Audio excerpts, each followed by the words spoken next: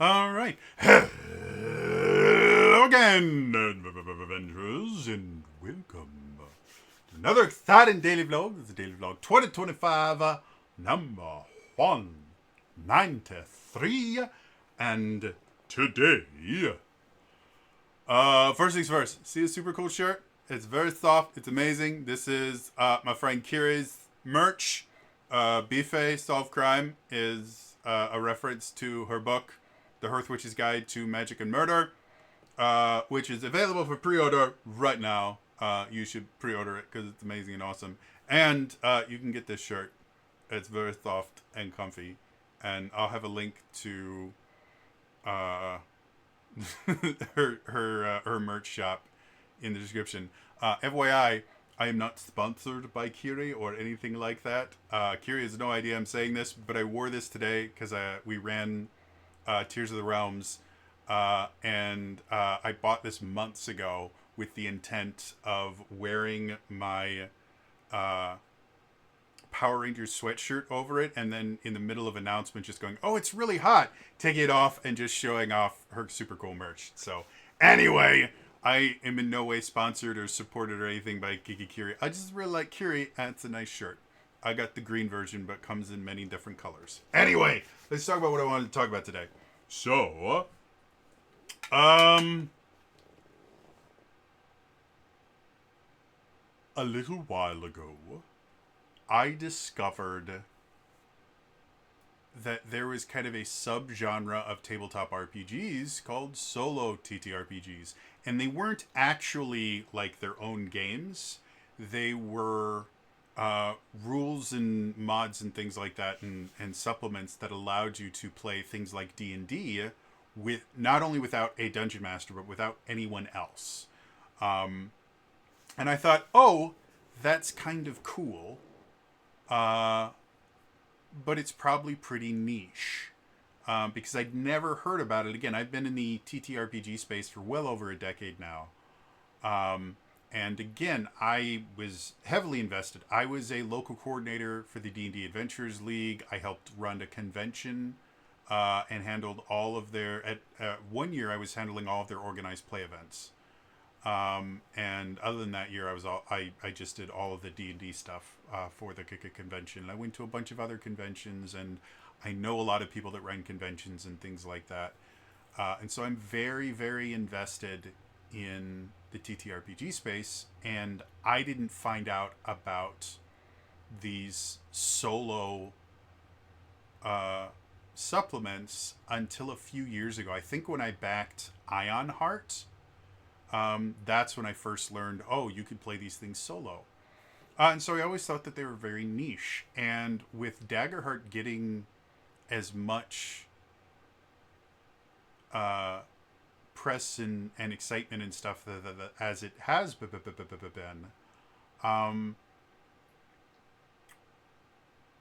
I've been noticing on like the Daggerheart subreddit and on some like Daggerheart Facebook groups, and like I just keep seeing this over and over and over again of people talking about how they're playing Daggerheart solo, or they're playing Lancer solo, or they're playing D&D solo, or all these other things. Like I just keep seeing this over and over and over again, or Fabula Ultima solo. And I didn't realize just how big a market these solo TTRPGs are.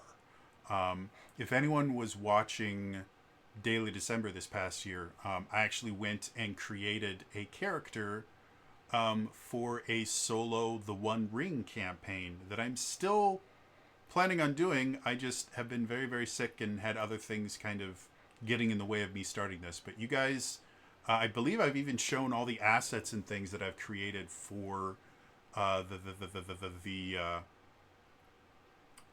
for the adventure. So,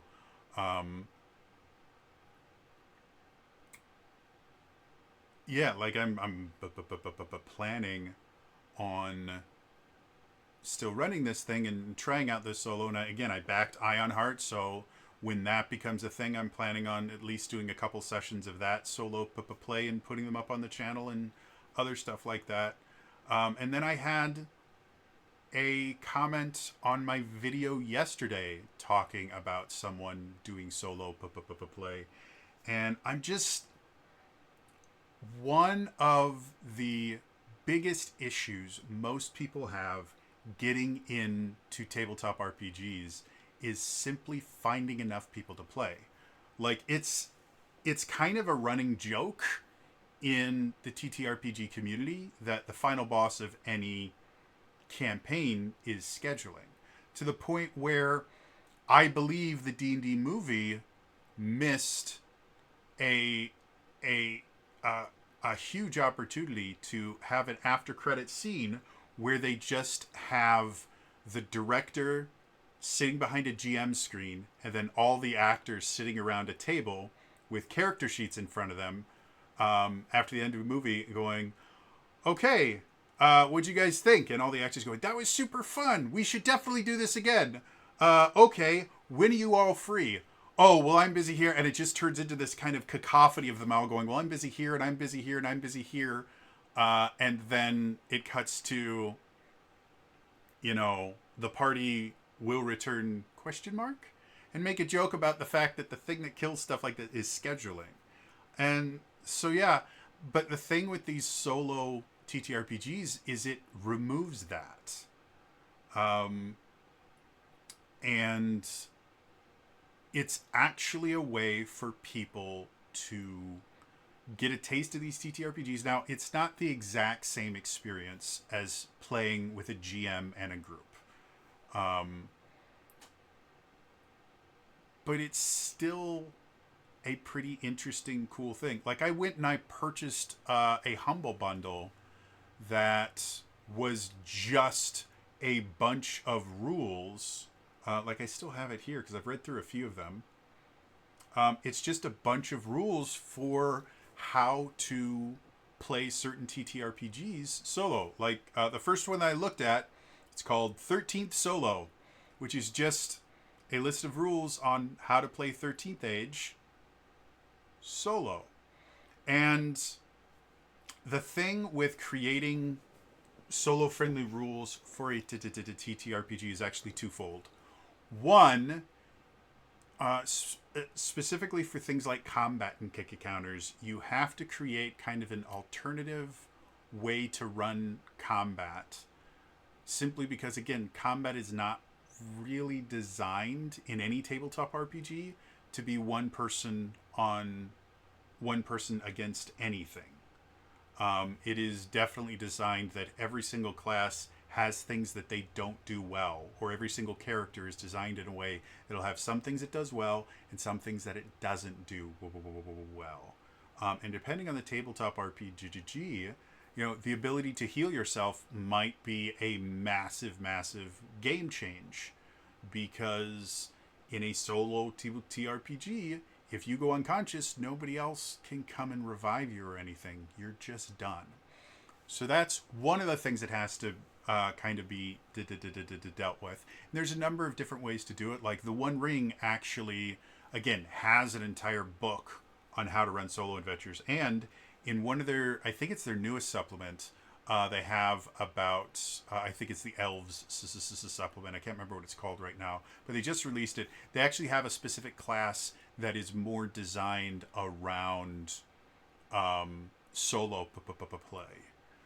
So you can go that route of, if you want to play this game solo, here's either an alternative class, or here's some changes you can make to various classes to make it solo. Because, again, a solo TTRPG character has to be able to basically do a little bit of everything. And normal tabletop RPGs, you just don't do that. It kind of ruins the point of having a party. If everybody can do everything, then people will invariably feel useless. The other thing that you have to have is something to substitute for the game master. Now, sometimes, like, there are modules you can buy on the DM's Guild that are solo D&D modules. And those are basically choose your own adventures. You replace the GM with a choose your own adventure book effectively that involves you rolling and things like that. And that works fine the first time you play something.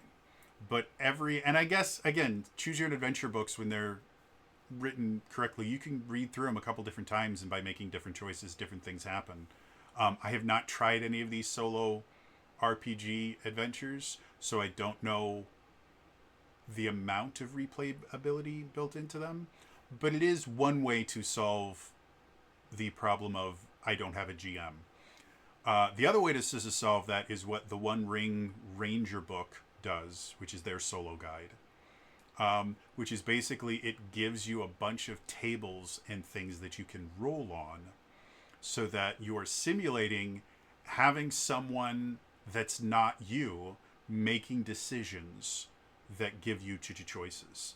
And from what I've seen from most of the kind of solo supplements that I've read through, that tends to be kind of the overarching solution to not having a GM, is to create a bunch of tables.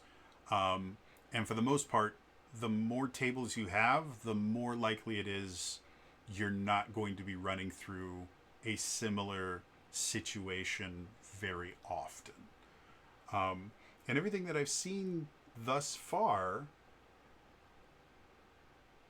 has convinced me that solo play is very viable. And again, it was something that I didn't realize existed. Like, to me, a solo TTRPG is a video game. If you want to play a TTRPG without having friends, you play a video game. Like, I made an entire video talking about the idea of TTRPGs as video games. And to me, I thought that was the solution. It's one of the reasons that I play video game RPGs so much. It's because I love RPGs in general. And getting into tabletop RPGs made me love video game RPGs that much more, because I can play video game RPGs, specifically TTRPG video game RPGs, and get kind of my D&D fix, or my Cypher fix if I want to do Torment Tides of Numenera or anything like that. Like, there are quite a few different ones out there. And the more often we get things like SRDs and OGLs that are not extremely limited, the more likely we're going to get more. Like, Celasta Crown of the Magister is a D&D TTRPG video game that does it exceptionally well. And because their SRD is in Creative Commons, it's allowing the Celasta devs to create Celasta 2, which I have incredibly high hopes for. Celasta 1 was amazing. And unfortunately, it came out a little before Baldur's Gate 3 launched, and was completely eclipsed by the fact that Baldur's Gate 3 is a freak of nature, with just how amazingly it was. Everything about that game is just phenomenal. Like, it had no right to be that good. So yeah, but now that I'm really starting to get into this solo TTRPG stuff, like, it's really exciting me. Like, I think it's super, super cool. And again, as soon as my brain stops fighting me, I'm going to be running at least a few sessions of that One Ring solo campaign, because I put all that effort into it. I have custom made who's what's it I have custom made assets and things like that for it. I'm gonna run that damn game. So I'm excited about that. And yeah, I'm excited to learn more about solo RPGs in general. Like, as soon as Ironheart actually comes out, I'm gonna be doing stuff with that because it looks really cool. I may, if it's something that I find that I really, really enjoy, I may experiment with other solo TTRPGs. Maybe even try a solo Daggerheart campaign if I can find enough resources that I can use for it. Because a lot of the tables that they create for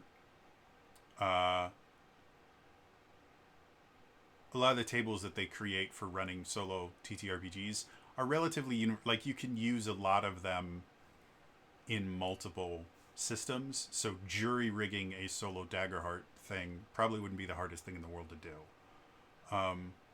But yeah, like I said, I find it really fascinating that a few years ago I didn't know this was a thing, and now I'm seeing it everywhere. And again, I've had at least one comment. My brain doesn't allow me to remember a lot, so they might have said more. But yeah, people have been commenting on my videos about playing games solo. So interested from here to hear from you guys. I know one of you out there has played a solo TTRPG. I'm interested to find out how many people have either actually played a solo TTRPG or have messed around with them, like, you know, getting books or reading through them, or have friends that have done it. Let me know your stories in the comments down below. Otherwise, again, it's going to be all for me today. I will see you guys next time. All right? Bye-bye.